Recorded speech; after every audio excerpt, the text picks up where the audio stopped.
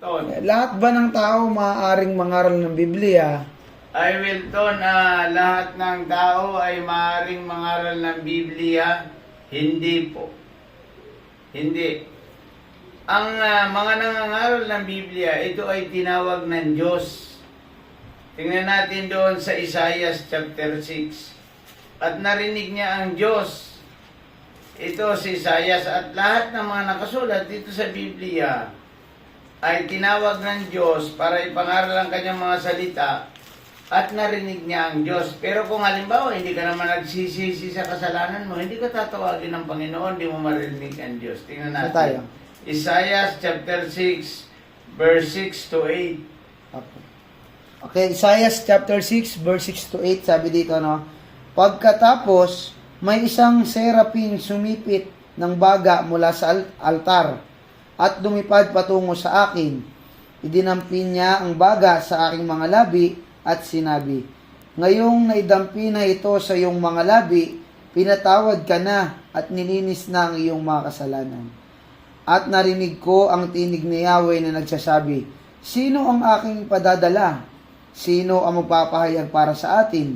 Sumagot ako, narito po ako ang inyong sinugo. Sige. At sinabi niya, humayo ka at sabihin mo sa mga tao, makinig man kayo ng makinig ay hindi kayo makakaunawa, tumingin man kayo ng tumingin ay hindi kayo makakakita. Ayan, maliwanag.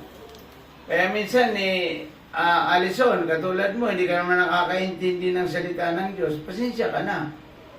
Ngayon, kailangan mong magsisi at tanggapin ang Panginoong Jesucristo. Katulad ni Isaiah, yung siya tinawag, pinatawad siya sa kasalanan niya at naging banal siya. Kaya lahat ng mga tinawag ng Diyos, ay narinig niya ang Diyos. Pero ganito, Wilton, lahat ng tao ay hindi tinawag na mangaral. Pinili lang ito ng Diyos.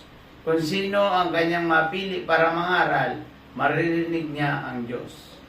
Kaya mas maganda sa mga pastor, halimbawa pastor, kukuha ang church, kukuha ng isang pastor, dapat tanungin ang pastor kung narinig niya ang Diyos.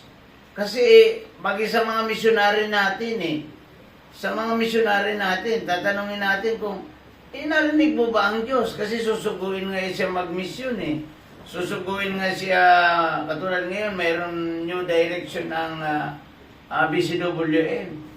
Suggestion ko lang, lahat ng mga missionary, tanongin mo kung narinig niya ang Diyos, kung siya ba'y tinawag. Kasi kung hindi man siya tinawag, palpak ang gawain natin. Kasi hindi man siya tinawag, anong gagawin niya? Hindi nga tinawag Ngayon, kung tinawag po kayo, pwede kayong mag-apply. Kasi hindi ka naman tinawag pa, anong gagawin mo doon? Magagawa ka ng kasalanan doon. Masisirain mo ang gawain ng Panginoon. Hindi yan po. O Wilton, ang mga sinugo ng Diyos, katulad ko, ay nagsasalita ang Diyos sa akin. Ganon din kay Isaiah, kay Pablo, kay Pedro, kay Juan, kay Andres, kila Santiago, ang nagsalita ang Panginoon sa kanila. Yan, kala Noe, kala Adan, kala Abraham, nagsalita ang Diyos. Kila David, nagsalita ang Diyos sa kanila. Yan, purihin natin ang Panginoon, Wilton. Hindi lahat ng tao ay pinili para mangaral ng salita ng Diyos. Mayroon lang ang Diyos pinili para mangaral.